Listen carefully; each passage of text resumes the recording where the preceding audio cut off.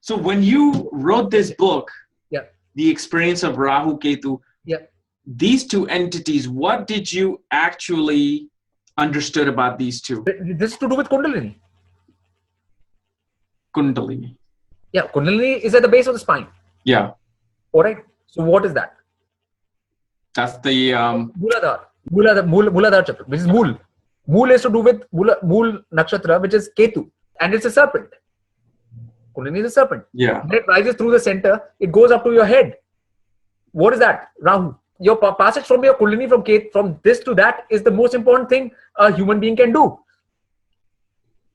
That's why Ketu and Rahu are so important. Like, I know you can give a all-day lecture into this, but misconception about Rahu Ketu that is out in the world that you feel like people know. Everything people have that thing that this is evil or this is bad. Like Saturn is a bad thing. Yeah. Rahu is a bad thing. Ketu is a bad thing. This is bad and good. There's no such thing as bad and good. There's just power. Shakti. It's called Shakti. Shakti in India, we call it Devi, Shakti. There is a Shakti. There's no good or bad. You can say. There can be misuse of power.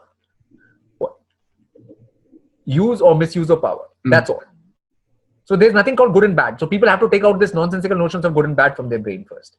So when they say, oh my God, I got Ketu in the 7th house. Yeah. Oh, it's going to be so bad for my marriage. That's what they're thinking in their brain. But they can think that. But marriage is always bad anyways. Yeah. Because marriage is not based on any principle. Earlier, marriage used to happen where a female used to choose a male on the basis of what she liked. Like if Parvati chose Shiv, all these females used to find whatever they find worthy. It was not arranged marriage. If you do arranged marriage, it's always going to be bad. And right now, females don't even know how to choose. Like if arranged marriage is finishing now in India as well, but when females have the freedom to choose, they don't know what to choose because they're not chosen for 5,000 years. Yeah. Yeah, they're not going after anything. They don't know what to do. Yeah. Like they'll just say, okay, let me find somebody who has just a fixed regular income and something like that. Okay, who has a job. Yeah. So that's it. I mean, that is doomed from the very beginning, whether you have Ketu or not in the chart, wherever, it doesn't make any difference. If you are doing something which is anti-multiversal laws anyways, which is not following Shakti principles. Shakti has its principles. Like, so the female is supposed to choose something which is more than itself. Like Parvati chose Shiv because Shiv was more than her. Yeah. Yeah. Which could teach her, which could tell her things, all of that.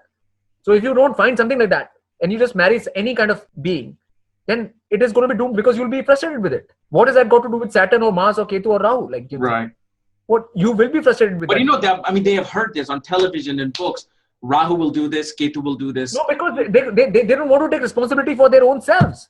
Yeah. You are doing something wrong in the first place. But they're saying that they think that having Ketu in the 7th house is automatically destined. No. All planets are good. All planets are good.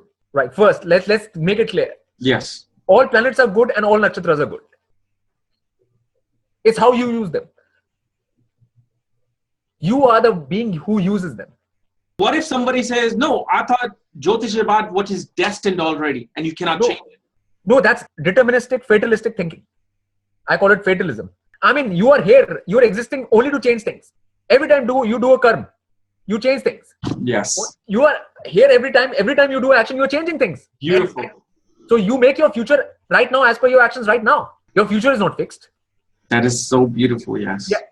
Any being can change their future, right? Any given point of time. From this second, I can change my future. Any being can change their future from this very second, using the energies they've got. For example, Mars is just energy. Energy, for example. Yeah. Like if somebody is saying Ketu and Rahu are bad, they are saying Kundalini is bad and Shastra Chakra is bad and all the chakras are bad. Like that's saying like that. If you say Mars is bad, that means like right now, if you have energy to do anything, it's because Mars has given you that energy. That doesn't mean it's bad. It's what you do with it. It's what you do with it. Yeah. I mean, Saturn is, if you go in a car and you don't have a brake, how good that would that be? This person didn't rate because they didn't have that combination or yoga. No, it's not like that. It's not like that. This is all medieval astrology. This is not like that. What are called planets called grahas. Yeah. So they grip you. Their energy grips you. Graha means something which grips you. So it grips you on the basis of your habits and your previous karmas. but you have the consciousness and the free will in the present to use that energy any which way you want. You don't have to get gripped by it.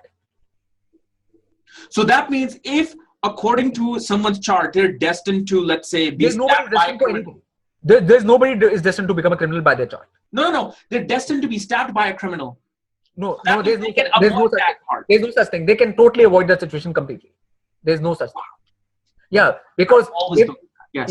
yeah, because if you're looking at your chart and you know what your energies are like that, you know how to use them. If you come to know this just energy, like, I mean, if you have a knife, you can cut vegetables with it, but you won't give it to a kid. That knife, it might cut itself. Now you can't say that knife is bad. Like, for example, in your car, you have a brake. That's like Saturn. Saturn's role is like a brake. Yeah. You can say. But you can't have a car without a brake. If you go on in your car without a brake, you will have an accident. Like, Yeah. It's not a bad thing. To have a brake is not, but people consider it a bad thing.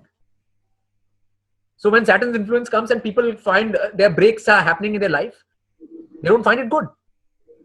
That's very true. Yeah. Yeah. But even though they are good, but you will have an accident otherwise. If you go like that, if you go without brakes, you will have an accident. So, I mean, no energy is bad. First, no planet is bad, no nakshatra is bad. If you have a knowledge of them, you can use them. If you don't have any knowledge, they will use you. Wow. Either you will be in control of the planets or the planets will be in control of you. So when they say that the classics have said that whatever is destined and the planets are going to be doing their thing based on your karma and you cannot do anything, you can just live it.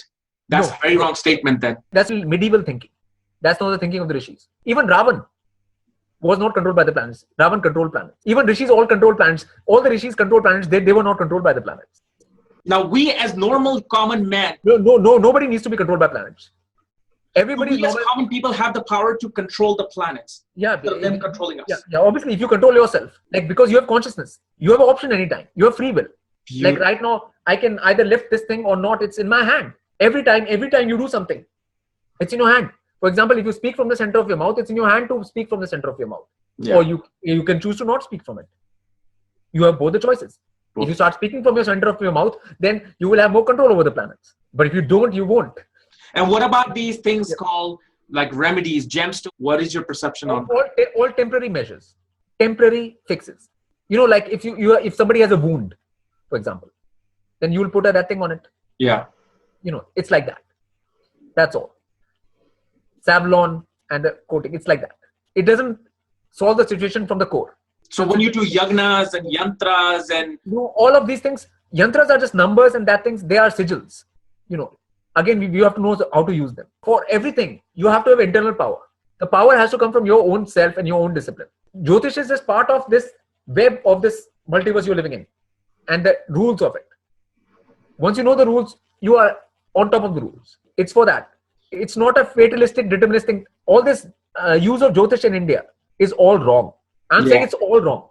100% wrong. Everything is wrong about it. All this fear of planets, all of this is absolutely wrong. Yeah, there's nothing to be afraid about. They're all energies. They're tools for your use. You know, when Buddha, you know the Buddha story. He was a prince. He never went out. He never knew about the realities of this world. He didn't know what was anything. He didn't know anything. Right? When he first went out, he came to know, like, first time he saw a diseased person. He saw a dead person for the first time. Then he asked, like, what is this? That somebody told him charioteer told him that this is disease. He says, can it happen to me? He said, can it happen to you too? Then he said, like, this is death. And this is that. Will this happen to me? He says, yeah, this will happen to everyone. This happens to everyone. It will happen to you too. So that's when that thing opened up. You know, that if all of this is true, then I better find something more where I don't have to experience this hell. Like, hell is a taboo word in India. You can't use the word hell in India. Even in movies, they don't allow the subtitle. If you know the English movies, whenever somebody says hell, they bleep it out. Indians want to live in a world where there is no hell. Even though hell is all around them. Even though hell is all around them, they're not able to face that there's all kachara and all bad smells coming. Everything is there. Like, everything is like total hell. You know, disease, people are in pain, torture, everything. Yeah. What is hell but pain and torture? Pain and torture. Nobody likes pain and torture, right? Nobody says, come give me pain and torture, right? Everybody likes to be comfortable and nobody likes pain and torture. Mm-hmm. So, like, the whole concept is to, like, if you go against the laws of the multiverse, then you will have pain and torture. And that hell is there on earth, and it'll be there even after you die for your spirit body, which is just states of pain and torture. And that is happening to you because you don't know the laws of the multiverse. That's all. So when a common man who has done good for society, lives in a normal world, dies. Yeah.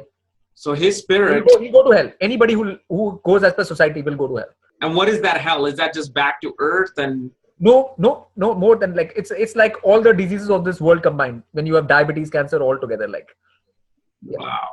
Like in this world, what is hell? Disease. Yeah. When you have disease, you start feeling pain, right? And when you try to get rid of that pain, you go to the hospital. The hospital, they even poke more things into you. Yeah. Metal and all kinds of things. So you are in deeper hell. Whatever hell you were in, you have gotten into worse hell by going to the hospital, and they're poking things into your body. It'll hurt even more. And once they're done with it, like you will have many more complications and all of that. Yeah. So you will be in more hell.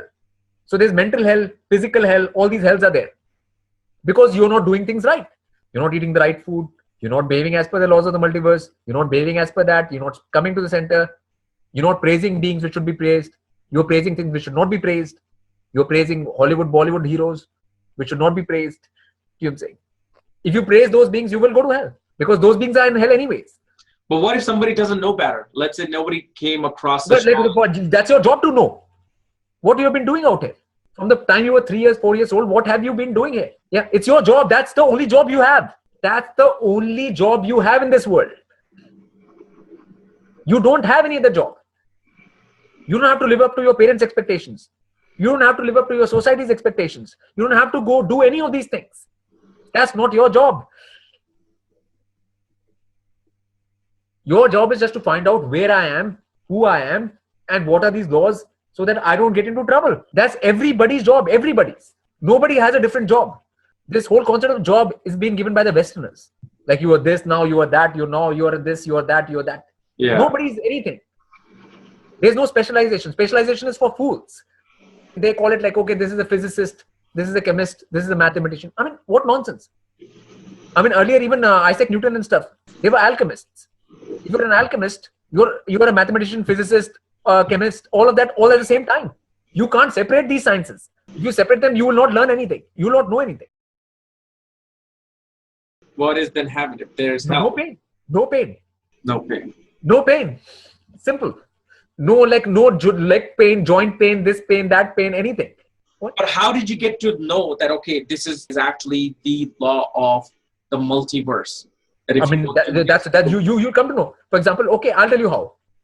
You go outside, eat some food, outside food, restaurant food.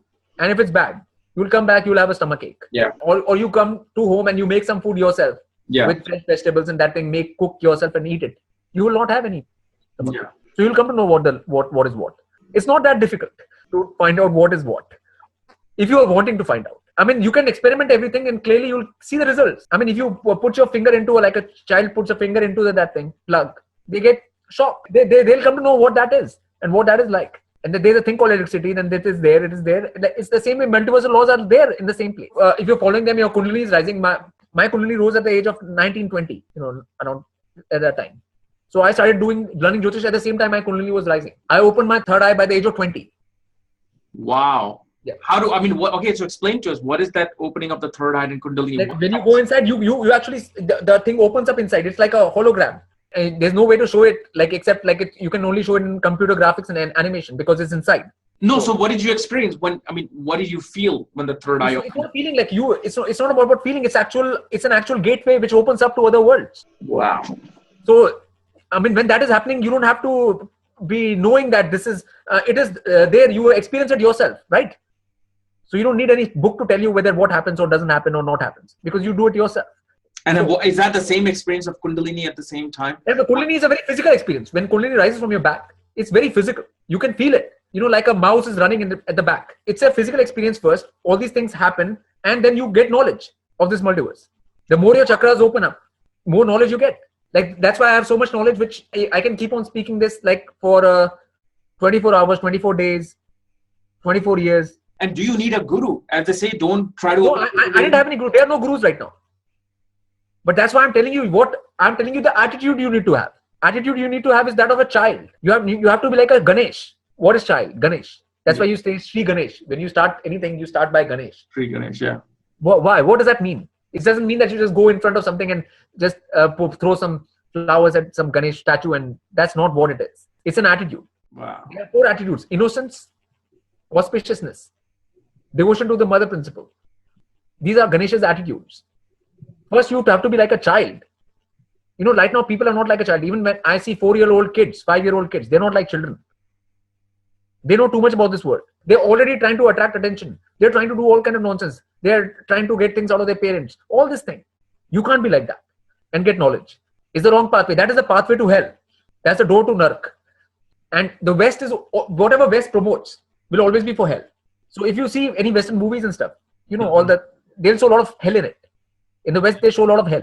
Like whether you see the movie Saw, or like there are so many movies which are full of total hell, which will scare Indians completely. Yeah. You know. But do you think it's right to put that fear into people about hell? Yes, it is. Yes, it is. Because you have to know where you're going to. If you follow the Western system, that's where you'll end up. You have to know when you go on a road, you have to know the destination, isn't it? If you take any road, even in any city or anything, you take a road, you want to know where that road is leading to. So people are on a pathway right now. They have to know, like if they're drinking Pepsi right now or Coca-Cola or whatever, they have to know what that means. What that means for their stomach, what that means for their soul, what that means for anything. If you are on a path, if you're on a road, if you're on this path of which is laid by the West, this road is laid by the West. West has given this road to people. That you be like this, you be totally undisciplined, you know, just lounge around in that thing, have your TV dinner. But then people complain like, oh, this religion is putting fear into me. That if I don't do this, this will happen. Then it's not a question of fear. It will happen. It's not a fear. It's not a question of fear. Like, I mean, people have to realize very simple things. If you eat a lot of chaat out there with a lot of spicy, that thing, your stomach will go bad. If you eat a lot of sweets, your stomach will go bad. It's not a matter of religion. Right. What has religion got to do with it? Because they hear these stories in religion, in religious texts. It's nothing. It's personal experience. Personal experience. Okay. If you cut yourself with a knife, you will feel pain. I mean, what has any religion got to do with it? What? Religion is all nonsense anyways. All religions. Yeah, there's only Vedic things, which were beyond it, which is the actual knowledge of this multiverse. Rishis never started. What happened to us? Is it the Kali Yuga? What happened to us humans? I'll tell you what happened. Shishupal happened. The fall, Mahabharata onwards, fall was Shishupal. Indians right now, even if they start taking care of cows in India better, and forget about their kids and start taking care of cows, they'll be better. If they become Gopal, even that will be something better for them. For example, since I was a child, I have drank cow's milk much more than my mother's milk, right? Everybody has drunk more of cow's milk. So cow is more our mother than our mother is, right? In real sense, cow is more our mother, and we are living on earth. So we are standing on it. So earth is our mother because we are standing on it. If earth wasn't there, we won't even have a place to stand. And cow is same as earth. Cow, Bhudevi and cow are always shown the same. We have to respect that principle. So if anybody respects that principle, then their Taurus sign is done. And Venus is done too. Then Venus will not give them any bad results. Wow. Yeah. What? Amazing. Yeah. So all these things are connected, you know, like, so Jyotish is very intimately connected with everything, but it can't be discussed separately. Anybody who are having separate seminars on Jyotish, I have nothing to do with it, because Jyotish is not just about this thing or this planet is in this house or this is this. It's nothing to do with that. People don't even know why 159 are that thing, sacred houses, 1st, 5th and 9th. They don't understand what is that 72-degree angle. 159 are actually, the word phi comes from phi ratio, phi. And 159 is that 72-degree axis where 72-degree angle is there, which is again related to the phi ratio. That's why 159 are Shri houses. They're called Shri. Because they say you need a triangle at least to create a space. That special angle is 72-degree, which has to do with the phi ratio. That's why it's called Shri. That's why Shri resides in Vishnu's heart. All these things are connected. That's why 159 houses are sacred in a chart. You can't look at a chart on the basis of just learning Jyotish from books. You have to learn all these things first, which are separate things completely. I'm talking about science. I'm talking about maths. I'm talking about a lot of things which you have to know. There are patterns in charts. Like normal Jyotishis can't even see those patterns because they are mathematical patterns. They are scientific patterns, which they even try to look at in Western astrology. They try to look at those patterns, but not in Jyotish. Like in Western, they talk about the squares and the trine and the grand cross. Yeah, and the yods, there's so many things which they talk about, which have everything to do with sacred geometry only. Because you can't dissociate Jyotish from sacred geometry. Sacred geometry is part of Jyotish. I mean, even right now, you're seeing a prism. And when the white light goes in and the 7 rays come at different angles, That's just the angles. And what are angles? Angels. That's right. Angels and angles are the same thing. ANGLES, angles, ANGLES, angles, angels. Yeah. And so what about like you have people who channel beings of, let's say, Pleiadians, other planetary, is that true? All nonsense. Nonsense. Utter nonsense. Fraud. All fraud. Because people don't have any centering. That's like doing tertiary things. A lot of times what they are connecting to is the spirits from the other side. And they tell them anything. The spirit lies to you. I mean, even in India, in a village level, there are people who can talk to spirits. Every village in India, some person who can talk to spirits. Dealing with that spirits and stuff is not a good thing because they lie to you. They can do anything. These spirits are like, they can even come to you as your dead relative because they can ape them. They can say, look, I'm your dead relative. I'm come to speak to you. You'll think, oh, it's your mother or your father, dead mother or your dead father has come. Wow. But they just lie to you. I mean, there are things called jinns. You don't understand jinns? Yeah. Like jinns, like which are like they're in all the Middle East things, or in India also, that jinns. Now jinns people are using, like right now people do magic using jinns. Like people, because jinns can see a little bit in the future. So like if somebody has a jinn with them and then the person goes and asks them something and they'll say like, okay, this will happen to you, that will happen to you. Because the jinn is telling them that in the year. Wow. Yeah. So, but one should steer clear of these things because finally they'll lead to hell. Because the beings who deals with jinns, once they are dead, they have to become their servants on the other side. Oh. So that is a deal. So one should not get into these kind of deals. Yeah. Like right now, there are magicians who can float up in the air, who can float up straight into the air. They can do anything. They can like make any object appear straight. Because that's a jinn that's lifting them up. Yeah, it's a jinn lifts them up. Lifting them up, okay. Yeah. But the jinns, you can make a deal with the jinns.